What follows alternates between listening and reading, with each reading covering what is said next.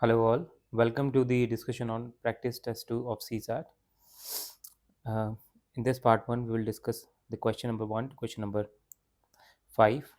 Most of the passages, almost all, are based on the assumption pattern. And as I have been talking to many aspirants, they are saying that whenever UPSC asks a question which is based on the assumption pattern, they are facing some of the issues. So that's why I've included most of the questions, all the questions on the assumption pattern, so that once and for all, I will clarify to you what assumption pattern basically means, and you need not fear about whether it is assumption or inference or anything of that sort. What you have to do in the passage is you have to find out the core of the passage. Core is the theme or issue that is being discussed, right? And mostly you will find this in the starting 3 to 4 lines. सो जो starting की 3 से 4 line है वो हमको काफ़ी आराम से धीरे धीरे पढ़नी है, ताकि हम जो थीम है, इशू है, उसको कहीं भी इग्नोर ना कर दे, राइट? सो पैसेज सॉल्व करते हैं, और पैसेज सॉल्व करते करते ही हम इस चीज़ को और अच्छे से अप्लाई करने की डेमोन्स्ट्रेशन देते हैं, राइट? सो क्वेश्चन नंबर 1 देखते हैं. It is saying that in the context of societal norms and customs, if individuals are granted authority to judge the validity of their own cultural practices, a perplexing paradox emerges. So अभी तक हमने देखा कि ये कुछ ऐसी बात कर रहा है कि इंडिविजुअल्स को हम अथॉरिटी दे दें कि वो अपने कल्चरल प्रैक्टिस को खुद जज करें, तो एक पैराडॉक्स इमर्ज होगा. Each person influenced by their upbringing and cultural background may view their custom as inherently correct. जो भी व्यक्ति एक पर्टिकुलर बैकग्राउंड से आ रहा है, कल्चरल बैकग्राउंड से आ रहा है, उसको उस कल्चरल बैकग्राउंड से रिलेटेड चीज़ें सही लगेंगी, राइट? क्योंकि वो हर चीज़ को अपने कल्चरल लेंस से ही देखेगा. However, when confronted with practices of others, this certainty wanes, exposing a profound ambiguity. मगर जब दूसरों की प्रैक्टिसेस से वो कन्फ्रंट करता है, उसको जब वो उससे पहली बार वो एक्सपीरियंस करता है दूसरों की प्रैक्टिसेस को, तो उसको एक एम्बिग्विटी दिखती है, राइट? जैसे कि कोई व्यक्ति एक पर्टिकुलर रिमोट एरिया में रहता था, उसने सिर्फ अपनी कल्चर के लोगों को ही देखा है, एकदम से वो अर्बन एरिया के अंदर आता है, तो एक कल्चरल शॉक उसको लगता है, क्योंकि उसको जो लगता था कि पूरी दुनिया ही ऐसी है. और जब वो एक मेट्रो सिटी में आया, उसने देखा कि different there are different different people, लोगों का बिहेवियर डिफरेंट है, क्योंकि वो कल्चरली रूटेड है, बिहेवियर पैटर्न्स भी, right? So if cultural tradition is deemed right, others are implicitly considered wrong, leading to a challenge in defining cultural legitimacy. अगर एक culture को हम सही बोल दें तो ऑटोमेटिकली दूसरे कल्चर सही गलत हो ही जाते हैं, क्योंकि अगर एक सही है तो बाकी ऑब्वियसली गलत होंगे.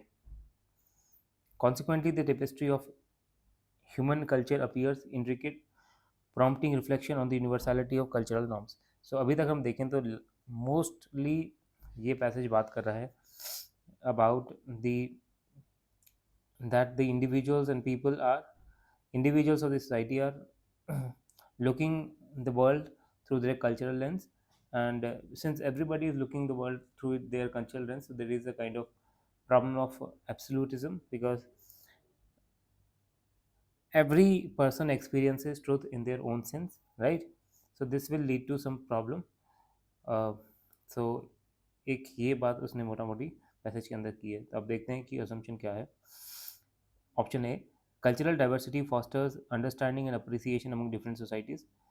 अंडरस्टैंडिंग एंड अप्रिसिएशन की पैसेज ने बात नहीं की, बल्कि उसने बोला है कि कल्चरल डाइवर्सिटी से हो क्या रहा है कि एक कल्चर का आदमी, एक कल्चर का पर्सन जो है, वो दूसरे कल्चर की चीज़ों को फॉल्स डिक्लेयर करता है, और अपनी कल्चर की से रिलेटेड जो चीज़ें हैं या अपने कल्चरल लेंस से जो चीज़ें दिख रही हैं उनको सही मानता है.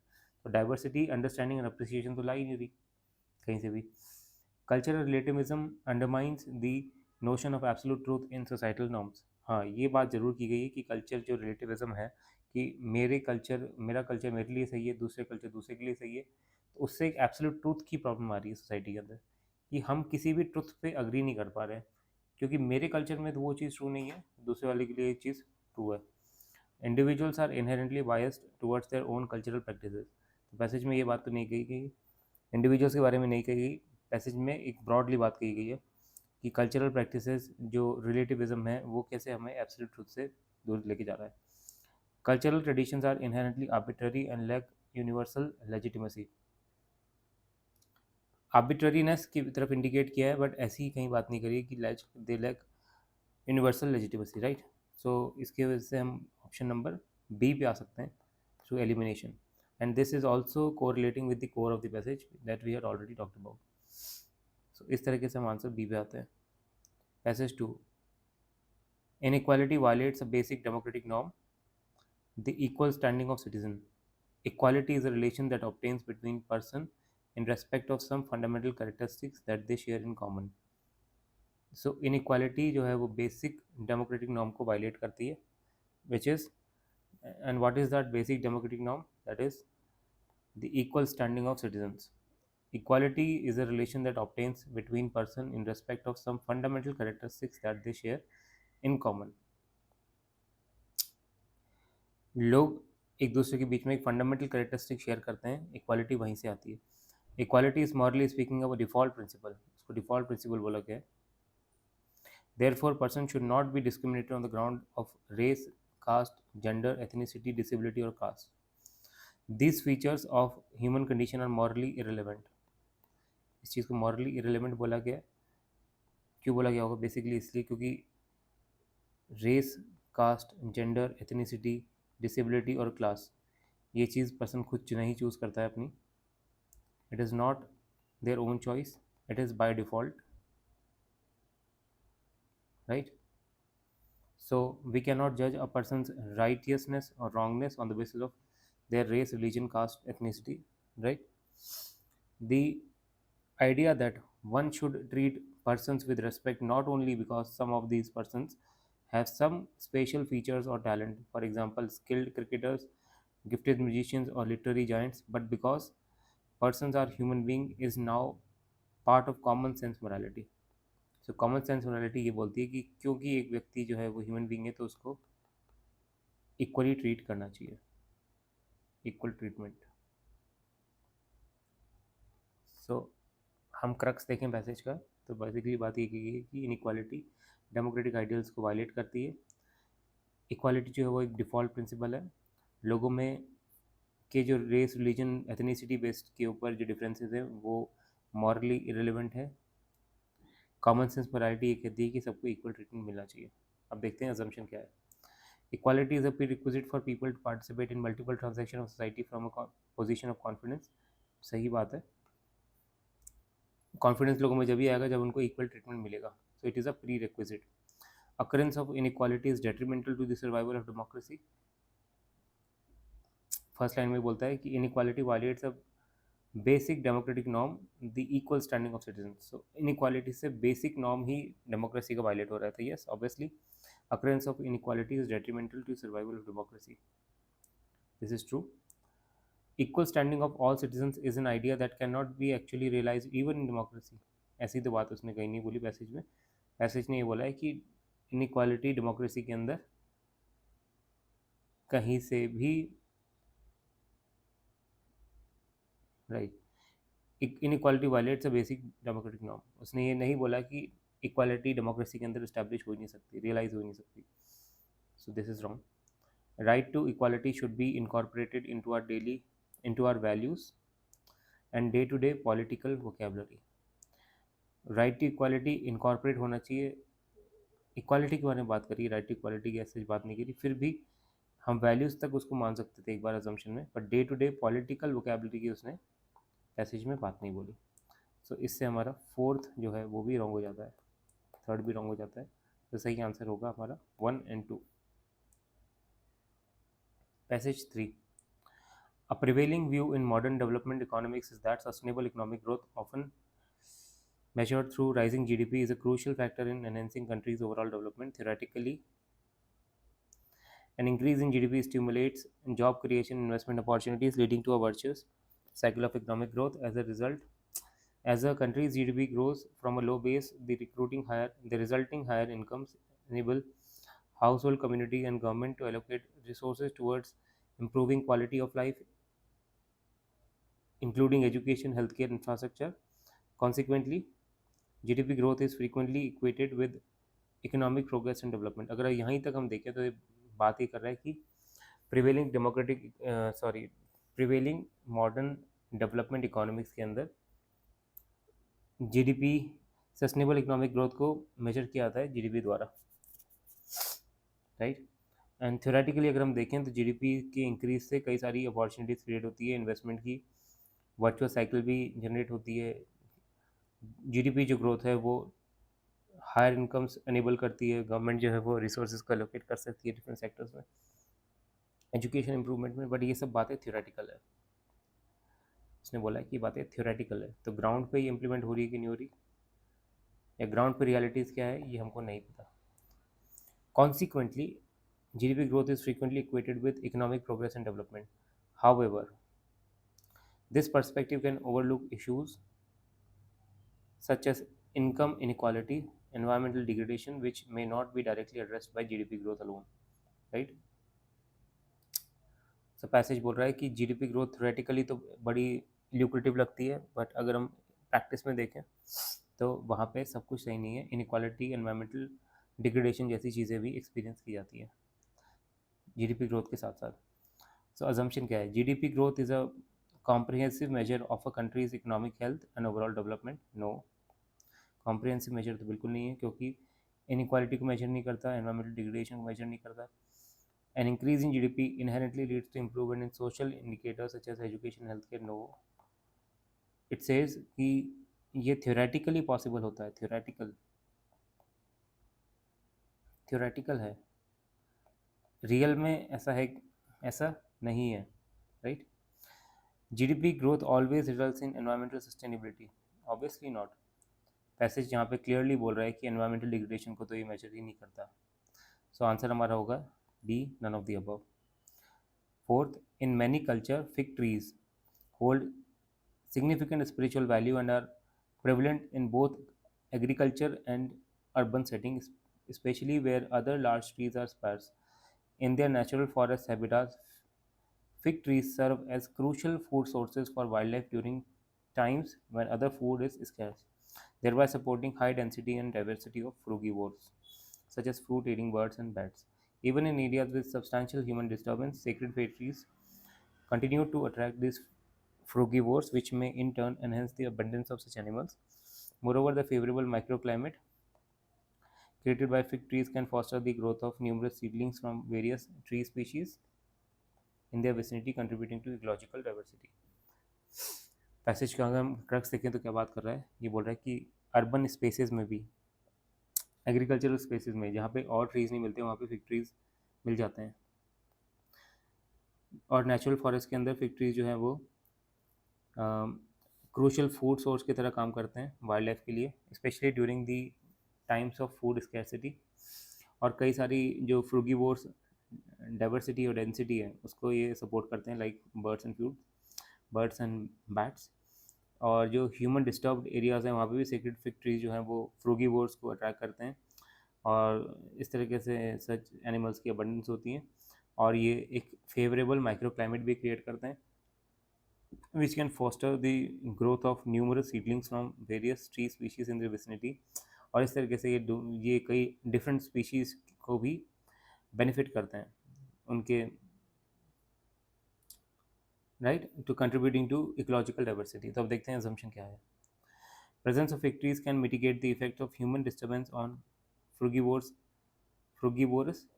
wildlife। तो ये तो बात सही है, कई जगह उसने ये बोला है कि जहाँ पे सब्सटैंशियल ह्यूमन डिस्टर्बेंस है वहाँ पे भी they continue to attract these frugivores, so that is true, not explicitly stated but it is a premise on the basis of which we can assume। sacred fig trees are indispensable for maintaining urban biodiversity। indispensable तो passage ने कहीं नहीं बोला, उसने बोला है कि presence है इनकी अर्बन सेटिंग्स में, they are present, prevalent, but they are they indispensable. इतने इस हद तक तो पैसेज कहीं भी नहीं गया अभी तक। Fig trees facilitate the regeneration of other trees species by creating a conducive microclimate। बिल्कुल इस तरफ इशारा कर रहा है पैसेज, ये बोल रहा है कि फेवरेबल माइक्रो क्लाइमेट जो है वो फॉस्टर कर सकता है न्यूमरस सीडलिंग्स को और वेरियस स्पीशीज़ को, ट्री स्पीशीज़ को भी बेनिफिट कर सकता है. That is true. Fig trees primarily contributed wildlife conservation through cultural significance. Passage ने ऐसी तो वही बात नहीं करी. स्टार्टिंग में उसने बोला कि इनकी स्पिरिचुअल वैल्यू तो है इन ट्रीज की कई सारे कल्चर्स के अंदर, बट वाइल्ड लाइफ कंजर्वेशन को ये कंट्रीब्यूट करते हैं थ्रू कल्चरल सिग्निफिकेंस. इस हद तक तो पैसेज ने कहीं पे बात नहीं बोली. So we can not assume the fourth one. So correct answer is 1 and 3. अगेन ये चीज़ अगर हम मानेंगे तो ये ओवर स्ट्रेच्ड होगी. हमको सिर्फ एक सिंपल स्टेटमेंट पे रुकना है जो पैसेज के प्रीमाइस के ऊपर से बेस्ड है. So that is why we are not considering this fourth statement as true. Next, the prevalence of infectious disease is closely linked to social and physical environment characterized by poverty, inequity, and unhygienic conditions. Hygiene operates on multiple levels: personal, domestic, and community. While personal cleanliness is known to reduce the rate of infectious diseases, the commercialization of hygiene products has fostered a false sense of security, heavily influenced by pervasive advertising.